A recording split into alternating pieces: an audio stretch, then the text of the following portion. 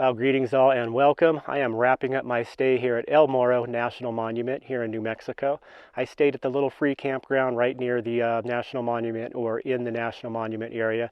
No fees here at all, which was really nice. There are some ice caves and a volcano that you can check out. That is a fee area, but I'm going to go ahead and do it. So I'm going to move on out from here and we'll bring you guys along.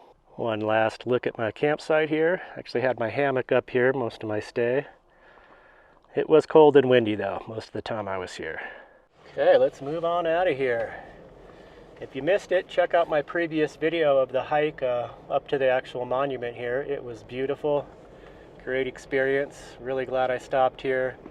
And yeah, toilets here were clean, stocked with toilet paper, trash cans. Water shut off because it's still getting down below freezing at night. But I believe they turn that on towards the end of April when it warms up. Just overall a really nice experience here.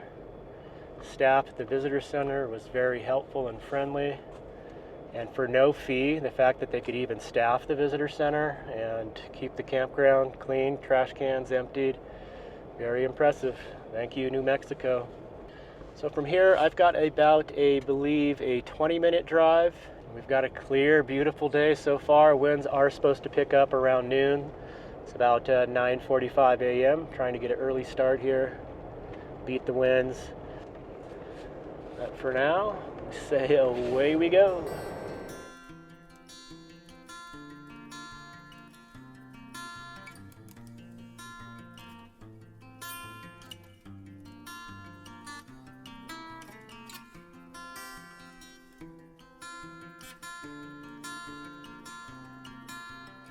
Just past the sign Continental Divide, 7,800 feet elevation. I believe we're coming up on our turnoff here.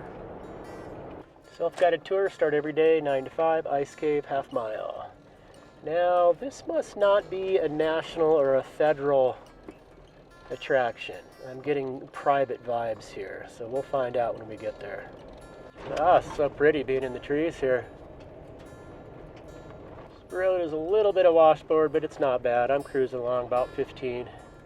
Yeah, that's just a short little jaunt off the highway there. Ice Cave and Banderavolcano, land of fire and ice. Well, this is neat. Little cabins in the woods here. Register inside. Let's do that.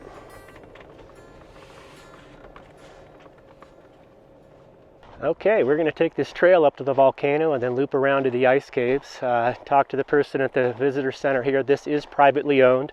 Family acquired this land back in the early 1900s, and they've had it as a tourist attraction for quite a few years. So it is $14 to visit the volcano and the ice caves. There are these cinder cones here along the trail. Pretty interesting. Oh, it's just a beautiful day. The wind is starting to pick up.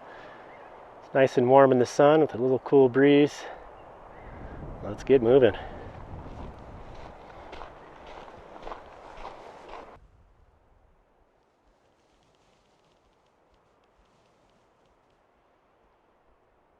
So we are at 7,800 feet elevation at the base of the volcano. So I'd assume we're probably going to get up to 8,000 feet.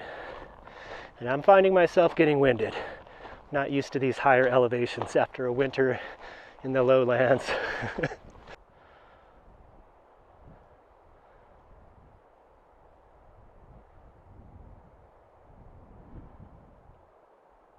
So they do give you a little pamphlet with some information on it, and you pass these numbered things here, and you can check the pamphlet to get some information on what they're showing here. And this is apparently a lava tube that's been collapsed that goes for about 17.5 miles. You can see it's kind of ridged up here and then goes behind the trees. Now, some lava tubes, if they're not collapsed, you can actually hike through them. I've done that in a few different areas around the country. But this one is apparently collapsed, but you still can see the remnants of it. Starting to get a really nice view from up here, up above the trees. Really pretty out here. Boy, a lot of just rugged lava rock remnants here. Pretty neat up against the green pine trees. There's a split here. I'm going to go up to the top of the volcano, but I'll come back and do this scenic loop that ends up at the ice caves.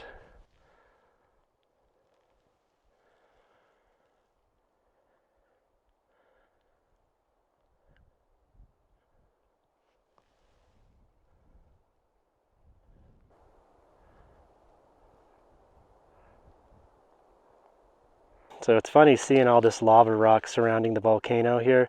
My first exposure to seeing rocks like this was when I was a young kid. My dad had got a barbecue grill that had these rocks in it around the propane burners to kind of distribute the heat.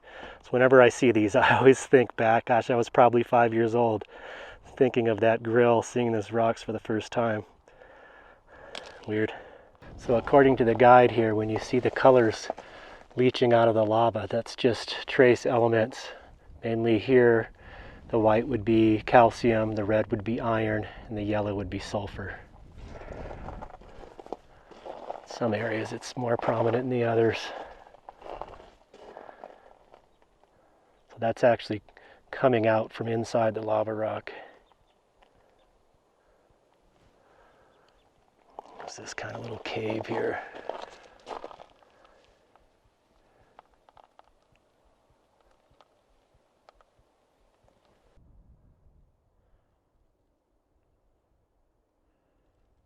Okay, we are making our way up to the mouth of the volcano here. Wow. Yeah, it just goes down. Looks like there's a good viewing spot up here. So here it is, the Banderavolcano. Information here says this is the largest volcano in the region. It erupted around 10,000 years ago. There were 2 stages of the eruption.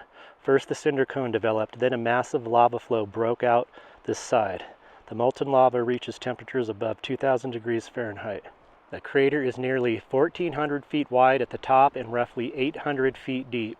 The elevation at the lookout point where I am right now is 8,036 feet.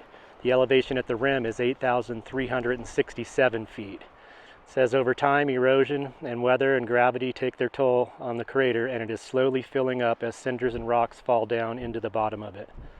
This makes for a very fragile environment. It says, please do not go beyond this point and cause any more erosion. And we'll take a look at that side lava flow they're talking about. That would be right over here. We'll get closer so you can see it.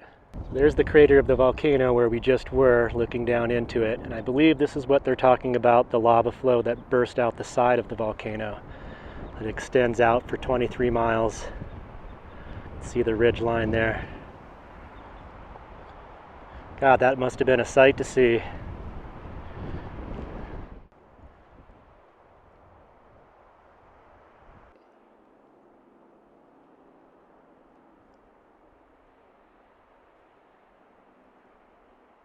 Okay, so instead of going back down to the visitor center, we're going to take this scenic loop that should bring us to the ice cave. You can see lichen really likes this lava rock.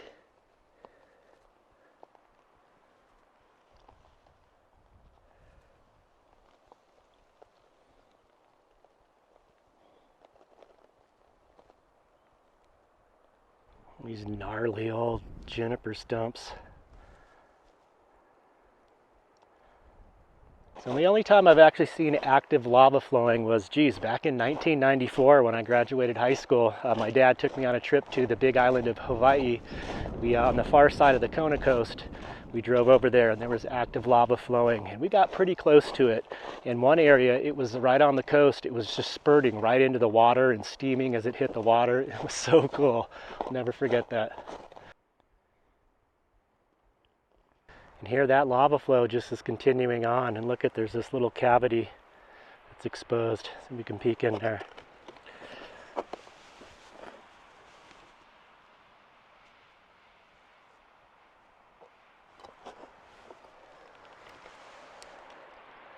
Well, I'm coming around the bend in this trail, and the first thing I noticed was, oh wow, these are kind of like stacked in like this circular.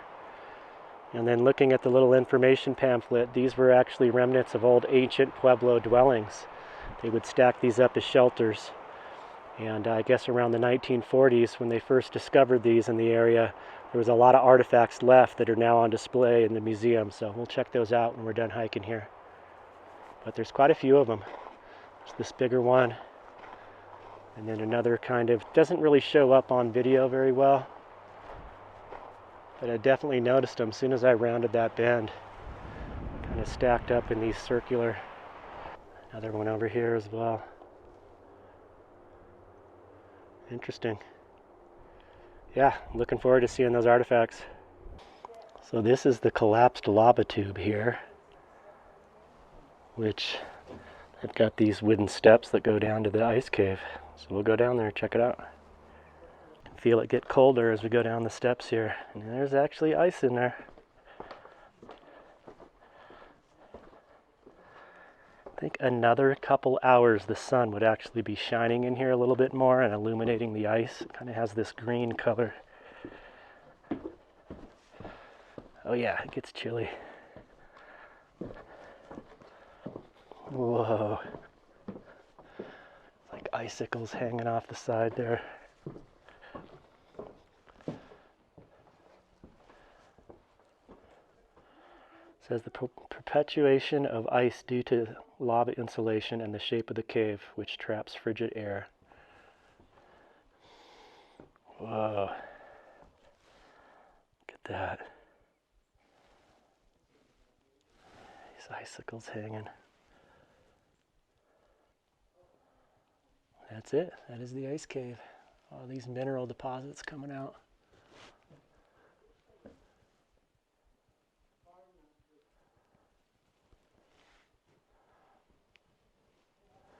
Yeah, that is solid ice down there.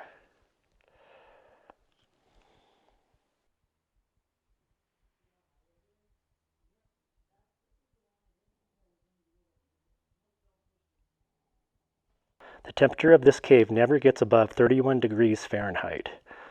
As rainwater and snow melt seep into this cave, the ice floor thickens. The floor of the ice is approximately 20 feet thick. The deepest ice is the oldest and dates back to 3,400 years. The green tint is caused by Arctic algae. The back wall was formed in the early days when ancient Indians and early settlers mined the ice. In 1946, the ice removal was stopped. At that time, the ice wall was nearly 12 feet high. Since then, the ice floor has risen relative to the back wall. The rate of the ice accumulation varies with annual rainfall. The cause of original formation of ice 3,400 years ago is not known for sure, but was most likely due to annual rainfall. However, the perpetuation of the ice is due to the combination of existing conditions that make it a natural icebox. 20 feet of ice in a well-insulated cave shaped to trap frigid air. The ice cave was known to Pueblo Indians as Winter Lake. Pretty cool. You can see that green.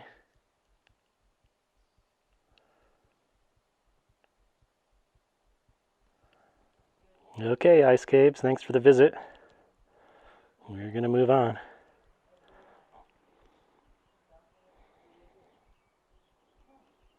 So coming back to the Visitor Center Museum here, they do have a nice little picnic area, some tables in the shade, and of course a restroom.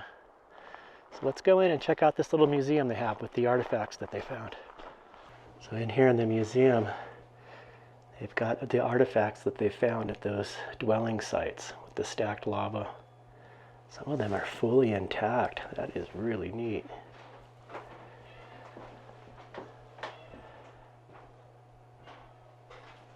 Well, check out this pistol here. It says it was found under a pile of lava rocks wrapped in the remains of an old burlap sack. The barrel had been cut off, so this one was considered a boot gun that could be hidden in one's boot. The serial numbers were still visible, so they could run it. Found it was manufactured in 1881. In 1881, it took 12 silver dollars to buy a new Colt 38 pistol like this one. In 1881, a silver dollar was about a day's wages for a cowboy.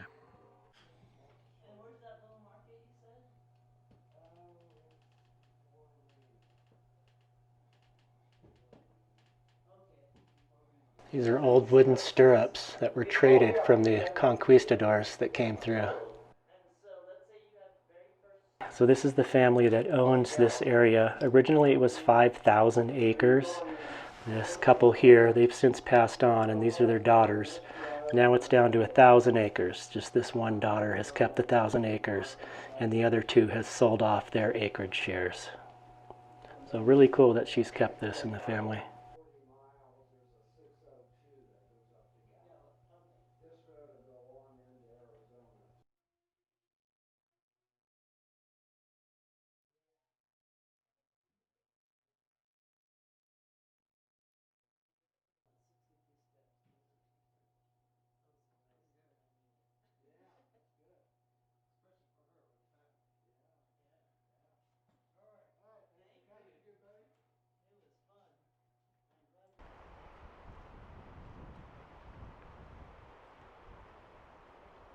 Well, I appreciate you all joining me for the tour of the Bandera Volcano and Ice Cave. That was worth the visit. Always nice to get out and see new things while I'm out exploring. So thanks again. I hope you all doing well out there, and we'll see you soon in the next one. Take care. Peace.